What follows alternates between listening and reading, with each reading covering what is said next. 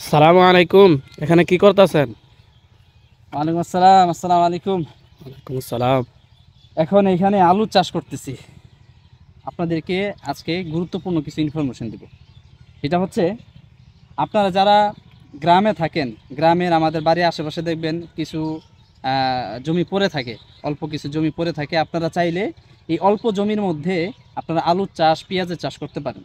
তো সেই ক্ষেত্রে আপনাদের এই আলু চাষ করার দ্বারা আপনাদের পারিবারিক চাহিদাটা পূরণ হবে ইনশাল্লাহ। তো আমার পারিবারিক চাহিদা পূরণ করার জন্যই আলুর চাষ করতেছি, অল্প কিছু আলু লাগাইতেছি। তো আপনারা কিভাবে আলুর চাষ করবেন, কিভাবে আলু লাগাবেন, তো সেটা পুরো প্রসেসটা ইনশাল্লাহ আজকে দেখাবো। তো পুরো ভিডিওতে আমাদের সাথেই থাকুন এবং ভালো লাগলে অবশ্যই আমাদের চ্যানেলটি অবশ্যই সাবস্ক্রাইব করে রাখবেন ইনশাল্লাহ। তো প্রথমে আপনারা এভাবে, আমি তো আলু দেখাইতেছি, দেখেন আমাদের সাথে। আপনারা বাজার থেকে আলু নিয়ে আসবেন, আলু কিনে নিয়ে আসবেন। এই ছোট ছোট আলুগুলা, ছোট সাইজটা নেবেন, বড় সাইজে লাগালে হবে। বাজার থেকে যে আলুগুলো আমরা খাই এগুলো লাগাইলেও আপনার গাছ হবে।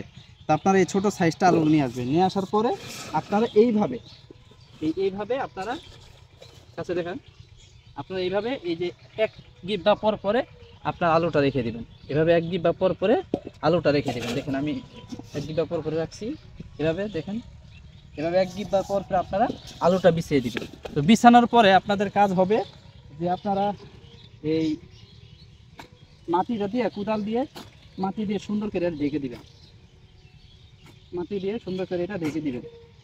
ঢেকে দেওয়ার পরে পুরোটা আপনারা এইভাবে ঢেকে দিবেন। দেখেন আমি এদিক দিয়ে সুন্দর করে ঢেকে দিয়েছি মাটি দিয়ে। তো এইভাবে ঢেকে দেওয়ার পরে আপনাদের কোনো কাজ নেই, একদম সহজ। আপনারা বালু মাটি, অর্থাৎ বালুর সাথে কিছু মাটি মিক্স করে দিবেন, ঠিক আছে? অথবা শুধু মাটি তো হয়। আমাদের এখানে কিন্তু দেখেন, আপনারা আমাদের ক্ষেতটা দেখেন, এখানে কিন্তু সরিষা বুনবে মানুষ। জি। আমরাও সরিষা লাগাবো, এই যে এদিক দিয়ে সরিষা লাগাবো, এদিক দিয়ে সরিষা লাগাবো। কিন্তু সরিষার পাশাপাশি আমরা অল্প একটু জায়গার মধ্যে আলুর চাষটা করতেছি, আমাদের পারিবারিক চাহিদা যাতে পূরণ হয়। জি। এই বালু মাটির মধ্যে আপনারা চাইলে এভাবে আলু লাগিয়ে এভাবে রেখে দিতে পারেন।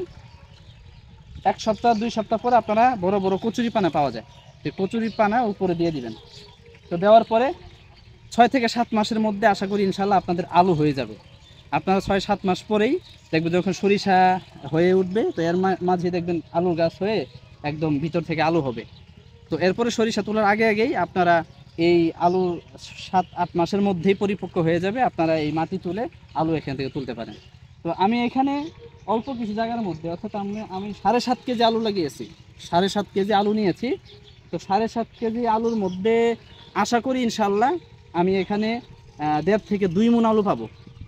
1.5 থেকে 2 মণ আমি আলু পাবো। আমি এই সাড়ে মানে 7.5 কেজি আলু নিয়েছি। 7.5 কেজি আলুর মধ্যে আমার রোপণে ফসল ইনশাল্লাহ আমি 1.5 থেকে 2 মণ আলু পাবো।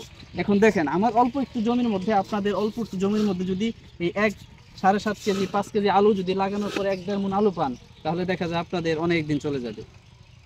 এরপরে আপনারা এই যদি ব্যবসায়িক নিয়ত করেন যে আপনারা এই বড় জমি থাকে, তো এই বড় জমির মধ্যেও আপনারা আলু চাষ করতে পারেন।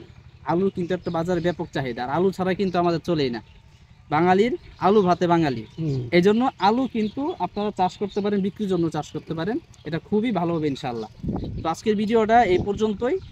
ভালো থাকবেন, সুস্থ থাকবেন, এবং আমাদের ভিডিওটা কেমন লাগলো, এরকম আরও ইনফরমেশনমূলক ভিডিও পেতে আমাদের হাম্মাদ এগ্রোর সাথে থাকবেন ইনশাল্লাহ। আমরা চেষ্টা করতেছি গ্রামে থেকে আমরা যে কাজগুলো করতেছি প্রত্যেকটা কাজ আপনাদের সামনে তুলে ধরার এবং কিছু ইনফরমেশন তথ্য আপনাদেরকে দেওয়ার জন্য। আসসালামু আলাইকুম রহমতুল্লাহ।